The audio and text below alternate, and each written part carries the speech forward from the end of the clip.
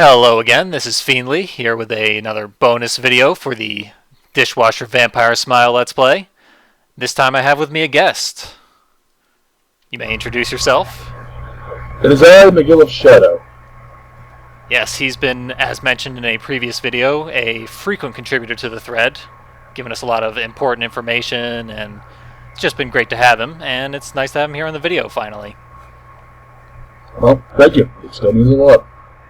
And today we're going to check out some of the stuff from Dishwasher Dead Samurai, the first game that is referenced in Vampire Smile. So let's get into it. So this is Dead Samurai. A lot of memories here. Yeah, very similar intro screen to the first game, or the second game rather. And the cutscenes, drastically different from the sequel. Still interesting. A very, I almost want to say Johann Vaches style of artwork, although that's really what drew me to the series overall. So yeah, that's a good comparison. Certainly the bloodier ones are rather homicidal maniac-ish. Agreed. Oh, this brings me back. Oh, man. Ah, yes. We saw it in the sequel, referenced in the last level, the Stagnant Nightmare. And here's the one area you cannot get to. Yeah. Couldn't go here last time, and there's supposed to be a secret there, but I've already finished it, so I can't go back.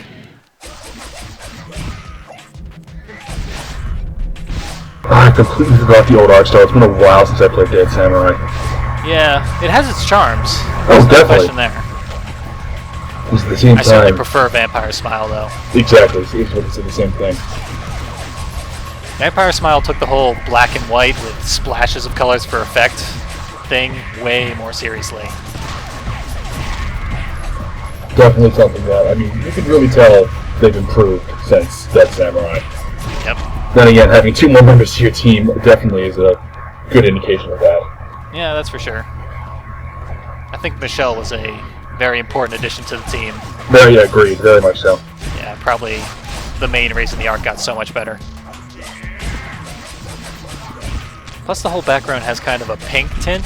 It almost reminds me of Pretty Princess mode. I had forgotten how crazy that got for like the longest time. Then when you showed it off in the Royal League videos, I'm like, oh my god, I cannot believe how ridiculous this was.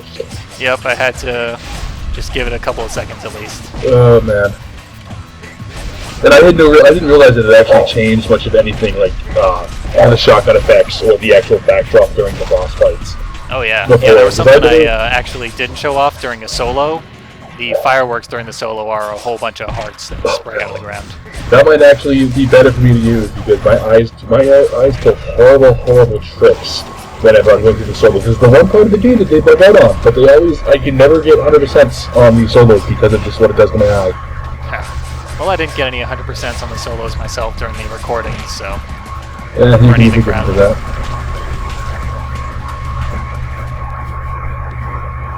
I completely forgot how the dishwasher looked without his hat. It's been way too long since I've seen it like that.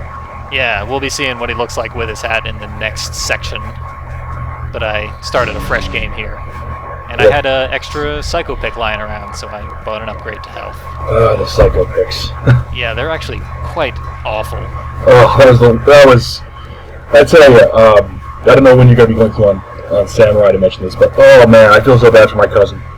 I ruined the series for him because I'm like, oh yeah, this will be easy enough, because right after I enabled the Shadow, I'm slowing you, the Shadow multiplayer. He's like, oh yeah, let's go through it. I can get the hat, and I had him go through, and it's Samurai difficulty. Oh, yeah, Samurai is virtually unplayable in this game. It's just way too hard. And of course, I have him play through and play Meat Shield, and so he has the series ruined for him. And I go back later, and after going through Dead Samurai, I'm like, this wouldn't have been so bad to go through by myself. I mean, it would have been a pain, but yeah, I don't enjoy any difficulty in this game over normal. I go through Ninja only because normal it feels too easy for me after playing through so much of this in Vampire Smile. Yeah. Well, I just did an entire Let's Play of Vampire Smile on Ninja, and Whoa. I still died a few times during this recording on normal, Yeah. with a maxed out character almost. I mean, hell, you made most if not all of the Yuki ones in season. Yeah, I actually got pretty lucky and did a fair amount of practice, but it did end up looking pretty good, I gotta admit. I will say though, I found it hilarious. I'm watching both you and the MNOP thread videos. I'm like, oh god, no! Stop using this weapon. Because we each have our own biases towards weapons. I am obviously very heavily biased towards the shift blade. So, like, no, use that. It's better. It's certainly better in this game. Oh, that's probably why I'm so biased towards it. It just breaks the game over its knee. Yep. We don't canonically have it yet in this recording. I do have it down in the corner, I'm just not switching to it, given the real experience of playing this game for the first time. Oh man, I remember all that. That was... And here's what this game has instead of presents. He's got these weird sandbags. I believe they were called cats. And they actually had is it an acronym, but I just cannot remember for the life of me what the acronym meant. Oh yeah, I remember that. Yeah, Like, I don't know what it is either. They take like 100 hits to break open with the cleavers, though. Yeah. And you can jump on virtually everything in the background, which is kind of cool in a way. I definitely missed that a lot in Vampire Smile with some of the, the background bits you can find. They were much more judicious with what they put in the background that you could climb. It was more of a design decision, very obviously.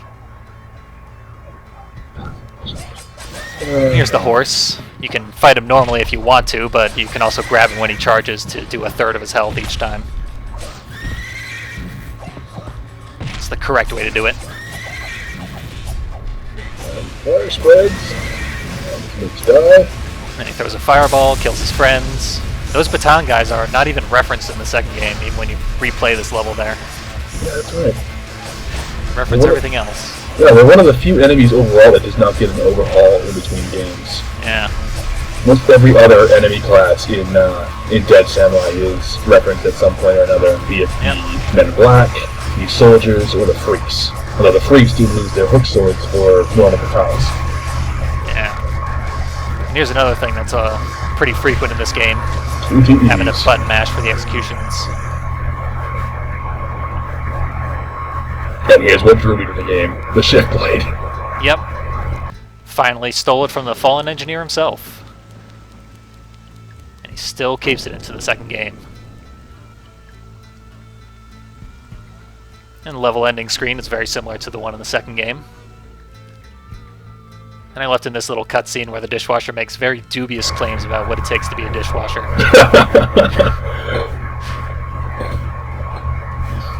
Well, to be fair, I know that part of the inspiration for Silva making the entire theme of this was Bruce Lee being a dishwasher and saying he got no respect. Oh, wow. So he tied that in with the character to begin with, so it made sense that... I did not know that. I accidentally sped by a hilarious pun at the end of that last cutscene, which was, I am the dishwasher, it's my time to shine. Oh my. Did you ever see the Sparkle Shine actual detergent that made a deal with Ska Studios? I did not. It was only in 2010 and briefly in 11 they had like a few left where they actually released a bunch of limited edition actual detergents with the dishwasher on it. Wow. Yeah, I wish I had one. It's That one of would the few seriously things, be like the best thing to have. it's one of the few collectibles of it I don't have. I have the painkiller pen, but it's literally the one thing I missed. And I regret missing it just because it's hilarious. Yeah, I want some more physical Ska Studios merch myself. I would love more. I mean, I had I went and grabbed the dishwasher plush figure they had this year, and Yeah, that's pretty cool. I have all the pins, and as I said, I have the painkiller pen, which is apparently extremely rare, according to a bunch of sites. Like I've seen a bunch of sites that mention, oh yeah, cosplay like convention swag, and this is extremely rare apparently. It does suck that it was filled with like red like water or whatever. That sucks when it's all dried up. So there's little bits of coloring, but it's mostly see-through now. But it's it's in the style of the painkiller, and it has the dishwasher vampire smile on it, so it is awesome to come out. Well, I'm jealous.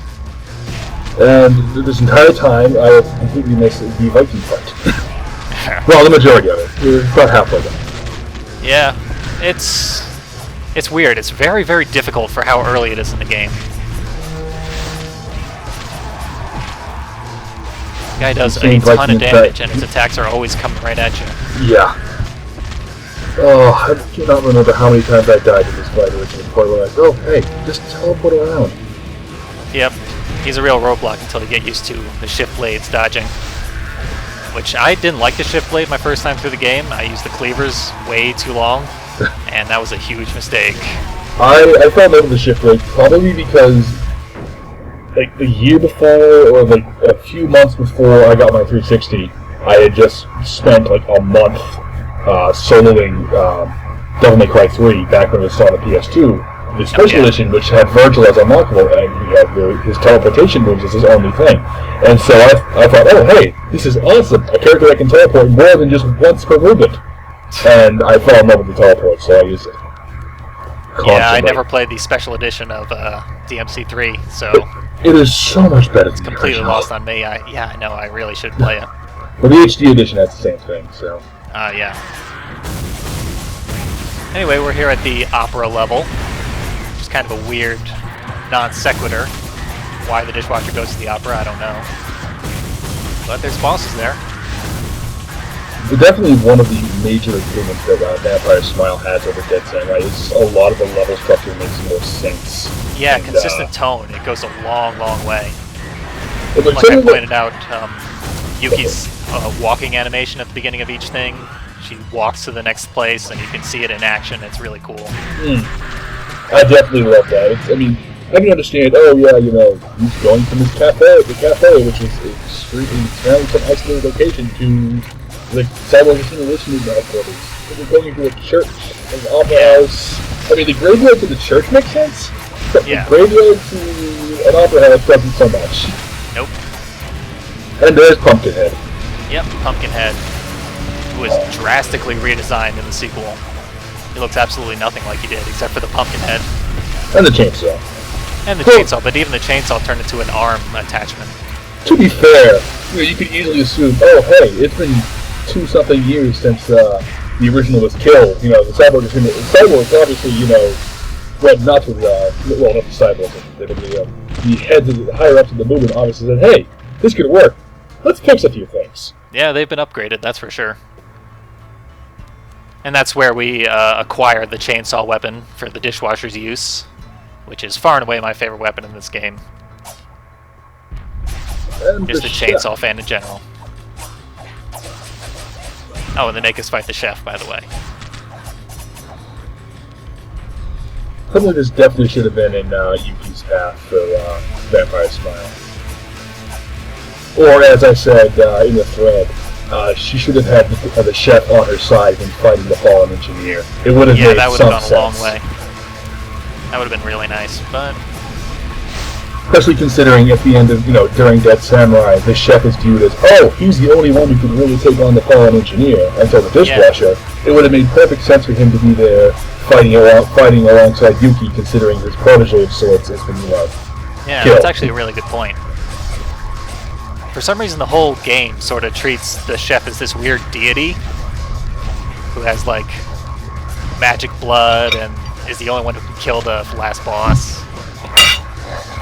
It never really explains why he's so incredibly powerful. I mean, he was just a chef at the Foghorn Cafe before he died.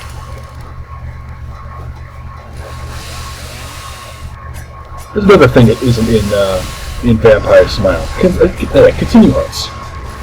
Yeah, I meant to point that out. That's why I left that death in. They are a real burden, just like the Psycho-Picks. I gotta say, Psycho-Picks are worse. Much worse. Yeah, Psycho-Picks are much worse. But you get 4 continues per level, and you can refill it using an item, a consumable item. But even still, you're eventually going to run out. And this game's much harder than the sequel, so that can be a problem, especially on Samurai difficulty. Interesting yet completely pointless fact to learn about the chef. He is a black man. Doesn't really come through in the black and white style of the game. That's exactly it. I believe one of the random questions asked back when Ska Studios used to run a form spring was, you know, race and such, and he mentioned that art style aside, the chef was a quite angry black man when he's angered. So was he literally supposed to be a ripoff of Chef from South Park? I don't believe so. I think it was just, oh hey, he's a chef. Oh hey, let's make it funny and make him black despite the art style. If memory serves, I don't have the image on hand at the moment, but when James proposed to Michelle back in 2012, I believe it was either during PAX Prime or one of the other events where they showed off Charlie Murder, and it had like all of their characters on screen. The chef was like the only dishwasher character who had a different race, and Yuki and the dishwasher were still their same pale white. That'd be interesting to see. If you do have it, you should post it in the thread. Let me actually grab that. I know it's on their site. Meanwhile, we're fighting Yuki, as we did in the prologue of the sequel. We don't know it's Yuki yet, that's why we're killing the shit out of her. Oh, I used the new magic that I had there, the Fireball, which is replaced with the Blade magic in the sequel. Here's the big reveal. And oh my god, it's Yuki! Yeah, she actually speaks the dishwasher's real name. But it's censored. Yeah, it's censored like Kill Bill. And there's a vocal track with some auto-tuned nu metal. Which is actually done by a band that James was either a part of or he was like good friends with. They did both the tracks for the vocal tracks in Dead Samurai. Yeah, they're not on the soundtrack that you can download. They removed it because they were in the copy I had. They must have removed it. Yeah, I think they got rid of them. It's not there now. Maybe I should get those from you. I will send them to you. Excellent. But he's only credited as Bill Peterson in the credits, which is a terribly lame name for a metal guy. Obviously, James Silva still did the guitar work. Yeah. He's got his distinctive style going on there. Here's the creeper.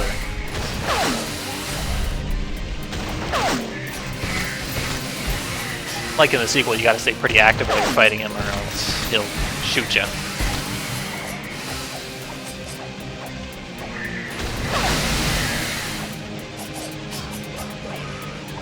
He's got pretty low HP though. Chainsaw wrecks him.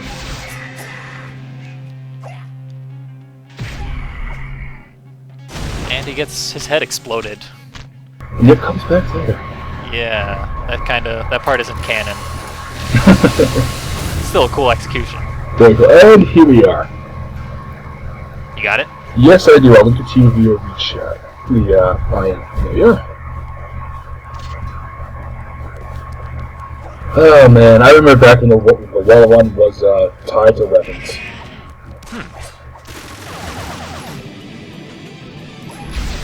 Oh, that's some adorable James Silva art. How romantic. That actually wasn't art. He actually programmed that in the game. Oh, wow.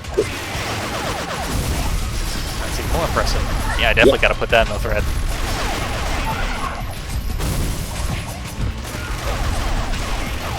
Oh, we've got the arsenal now. We got that right after we killed the creeper. Oh, man, That's a weapon you're particularly fond of, I understand? I actually like it. I like it in concept. Like, I love the idea of, of SMG and shotgun being used as an actual combination weapon with the ship blade. It just, it's a little less useful. It's a little more useful than in Vampire Smile, but that's still not saying much. Well, it doesn't have the instant executions that the shotgun did in the sequel. This is true. That's why I like the shotgun so much in the second game. It's a perfectly serviceable weapon here, but I'm not preferential of it myself. It's fun to goof with, but like the Deck and Tosser, it's very much a gimmick weapon. Yeah. Those blue jetpack guys are basically the same as the computer monitors in the second game. They just fly around shooting rockets at you. And those whip swords are our freaks of the first game, killing 15 of them with their B-prompt execution with earned achievement. Oh, yeah. They are later seen in Vampire Smile as wielding katanas instead of hook swords. Probably if you wish to authorizing my sort of canon as, oh hey, we got impaled by a bunch of hook swords. Let's use something less painful.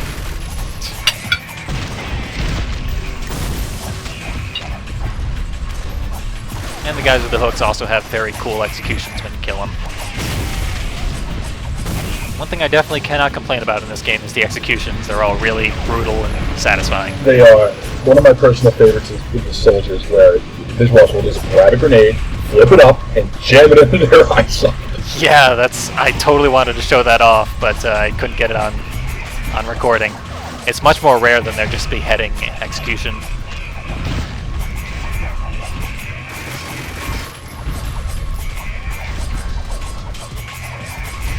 The guys that are jumping around with the knives are basically the same as the green ninjas in the sequel. They've also got little pistols that they'll fire at you. There he goes.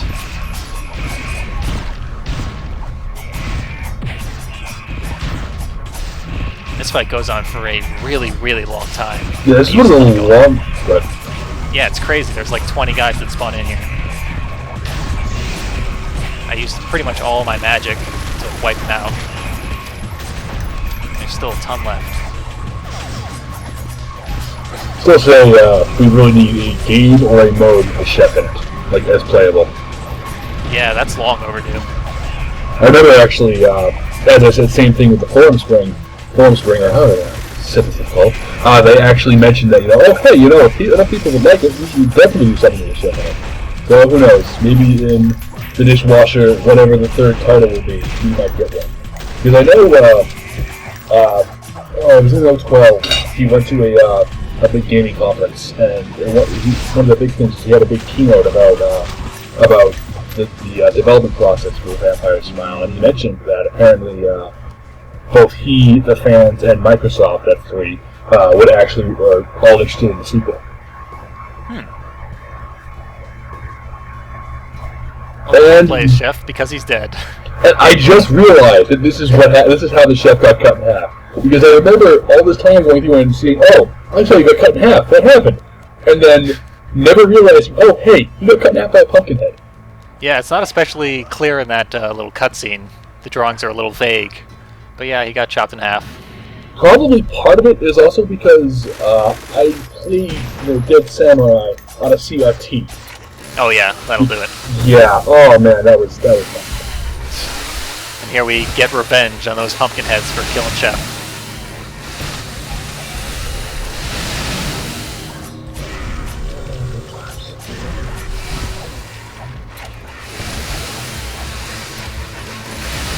Whenever they rev their chainsaw, they are completely helpless. They take so much damage from the chainsaw, that's a good time to kill them.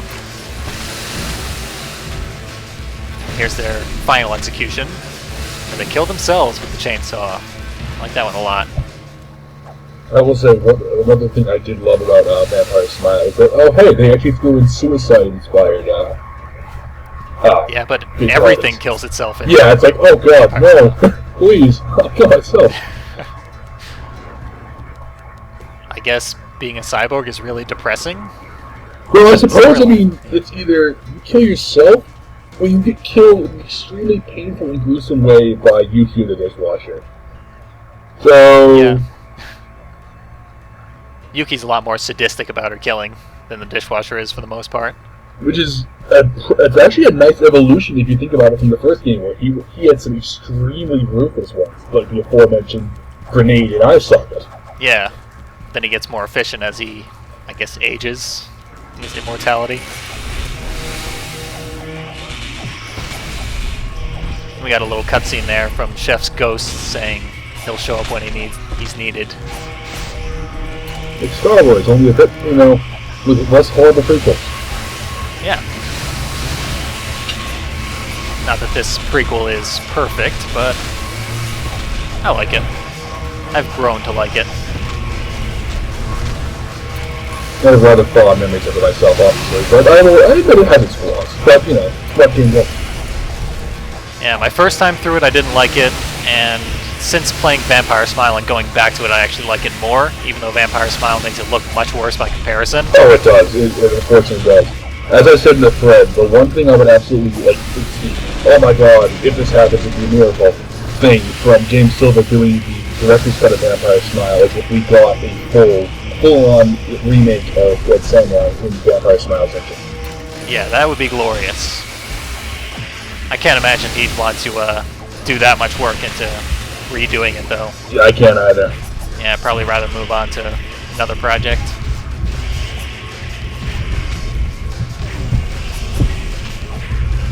Oh, we killed the synthesis AI.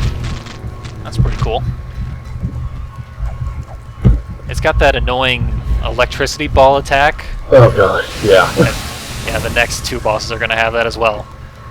Fortunately, the revisited Fallen Engineer in the second game loses all of those attacks. Because they were awful. They were. His Thunderbolt or whatever was so much better in the end of Vampire Smile. Yeah.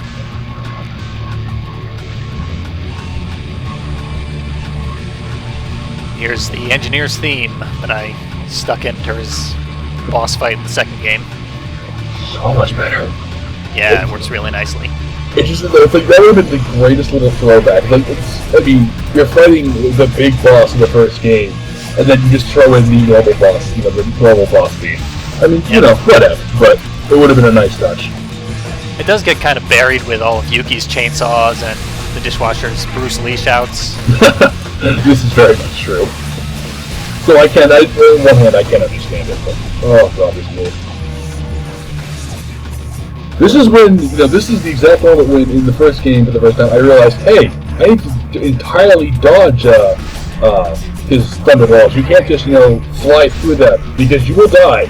Yeah, they still do damage if they hit your ghost form. Yeah, you don't want to have the chainsaw out while you're getting shot at. And they home.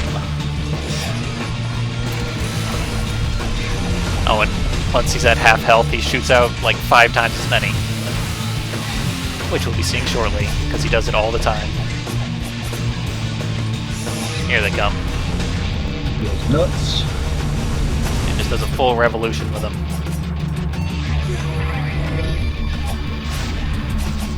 It is right up here that we get an entrance by someone else. Oh wait, no, that's right, it's that this way. This execution is excellent. It's probably my favorite execution in the game.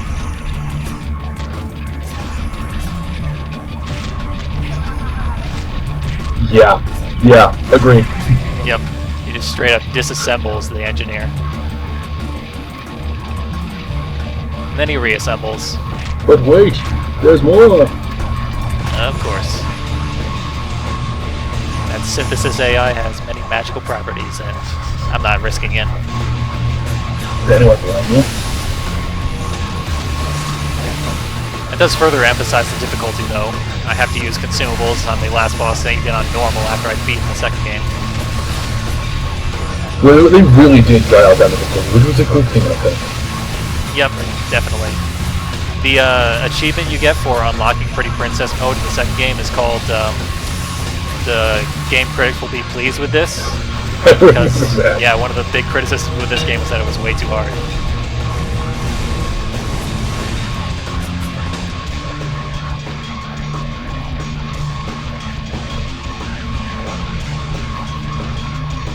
I like to imagine this scene that the chef just breaks in Kool-Aid style. It seems to be what they're suggesting.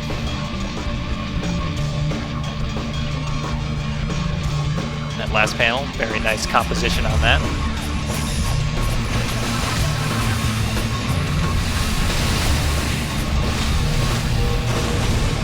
And at this point you can pretty much just wreck the engineer. Chef makes it really, really easy. He pretty much just stun locks him, so you can just go to town or whatever.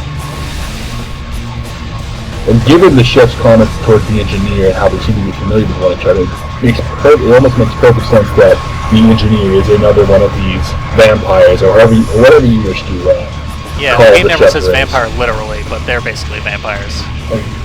If it's someone using execution, which you literally just rip someone's throat out with their teeth. Vampire. No, so. Yeah.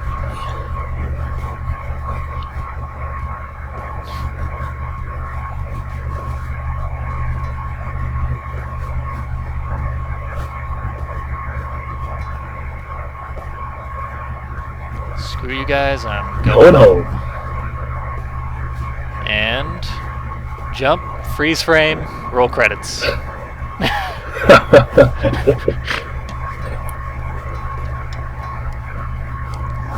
one thing I will say that I do definitely miss from Dead Samurai, from Dead Samurai, is the unlock feature for being on normal. You get a shirt.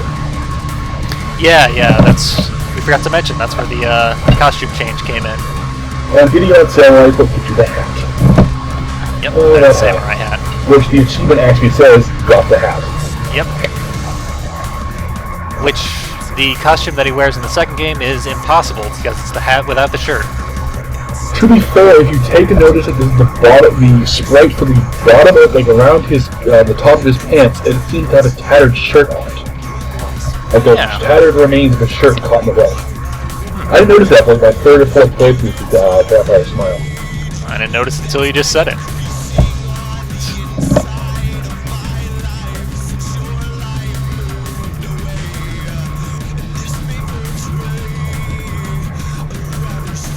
There's another new metal song playing over the credits here.